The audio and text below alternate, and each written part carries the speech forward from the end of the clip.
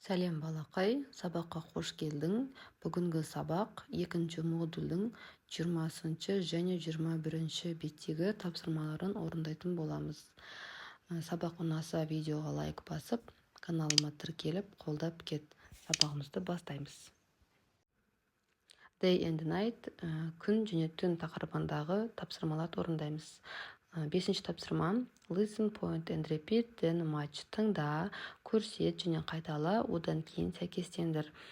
Тапсырманы орындамастан бұрын сөздердің таныстырып өтейін. Cap, кепка, scarf, шарф, gloves, қолғап, boots, етік, jumper, жемпір, jeans, джинсы, put on, кию, take off, шешу.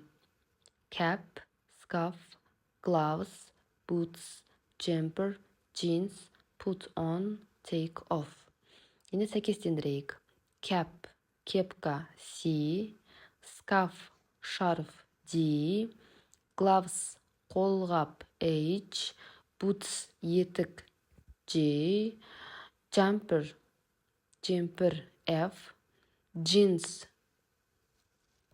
джинсы, E, put on, кию, A, take off, шешу, B. Енді 6-ші тапсырма. Choose and complete. Таңда және де аяқта. Hat, қалпақ. Skirt, юбка. Trousers, шалбар. Scarf, шарф. Jeans, джинсы. Dress, көйлек. Boots, етік. Shoes, аяқ киім. Бұл тапсырмада цифрлерге қарап сөздерді қоямыз.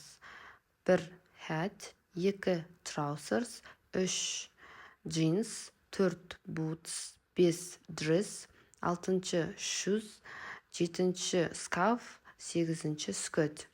Police officer, полиция қызметкері. Gardener, бақташы. Nurse, медбике. Teacher, мұғалім. Who works only during the day? Who works during the day and at night till the class date? Кім күні бойы жұмыс жасайды, немесе күндіз де түнде де жұмыс жасайды дейді. Мысалы, during the day күні бойы кімдер жұмыс жасайды? Бақташы жұмыс жасайды, не ұстаз күні бойы жасайды. Ал медбикелер мен полиция қызметкерлері олар күн-түн дегенді таңдамайды. Барлық уақытта жұмыс жасайды, иә? 21-ші тапсырмада бізде ереже берілген, сол ережені сіздерге түсіндіріп өтейін. Rules for plural nouns. Жекеше зат есімдерге арналған ереже. Жекеше түрде зат есімді қалай көпше түрге айналдырамыз. Оның 6 жағдайы бар. Мысалға, егер де сөз дауыссыз дыбыстарға аяқталса, с деген жалғауды жалғаймыз.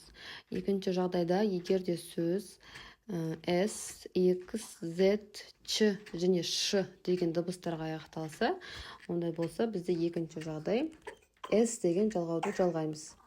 Үшінші жағдай change I to IES for nouns ending in a consonant plus I дейді. Егер де сөз дауысты дыбыстарға аяқталса, яғни y әрпіне аяқталса, y әріпі түсіп қалады, орнына IES деген жалғауды жалғаймыз. Мысалға, baby, babies, city, cities. Енді төртінші жағдайда some nouns have irregular plural form. Яғни көптеген жағдайларда зат есімнің өзінің септілігі бар. Мысалға, child бала, children балалар.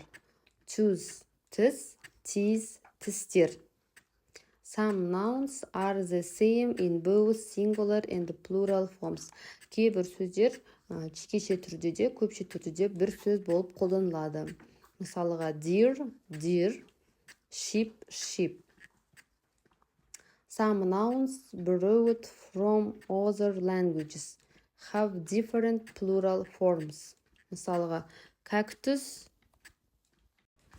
cactus, cacti, datum, datum. дәл тура сол ережені кітапшыққа қысқаша түрде берілген. Lamp, lamps, cooker, cooks, dresses, potato, potatoes, box, boxes, touch, touches, dish, dishes. IES болған жағдайда Y әріпі түсіп қалады деп айтылды, иә. Battery, batteries. Vest, scarf, scarves, knife, knives. Яғни сөзде F дауыссыз дыбысын аяқталса, онда бізде F дыбысы түсіп қалады да, орнына V деген дыбыс қойылады. Scarves, knives. Және де зат есімнің септелуі бар. Яғни child, children, балалар, man, men, ер адам, ер адамдар. Woman, women, әйел, әйел адамдар. Foot, аяқ, feet, аяқтар. Tooth, тіс, teeth, тістер. Mouse, тышқан, mice, тышқандар. Және де екі жағдайда жаңағы сөз өзгермейді. Fish, балық, fish, балықтар. Sheep, қой, sheep, қойлар. Енді 7-ші тапсырма read and complete. Енді осы ережеге сүйене отырып, 7-ші тапсырмадағы 5 сөйлемді жазамыз. Here are some batteries. Мұнда бірнеше батареялар бар. Екінші сөйлем she's got 5 knives. Ережеде тұр knives. Олардың 5 пышағы бар. Оның 5 пышағы бар. They have got their touches. Look at these boxes. Look at these boxes. Мына қораптарға қара. The children are here. Балалар мұнда. Please clean your teeth. Өтініш тісіңді тазала. Демек, бірінші тапсырмада batteries, knives, touches, boxes, children, teeth. Енді 8-ші тапсырма listen and draw lines. Тыңда және де сызықтармен сыз дейді. Үйдің суреті берілген және сөздер берілген. Сөздердің аудармасын түсінікті деп ойлаймын.